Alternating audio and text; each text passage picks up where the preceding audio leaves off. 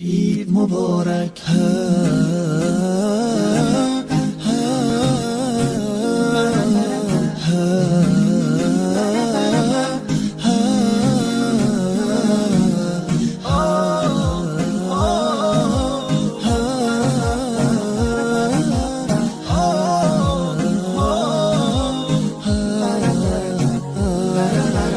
هدیه رب تبارک بر شما، عید فطر آمد مبارک بر شما. مظهر توحید و ایمان آمده، مؤمنان را عید مهمان آمده.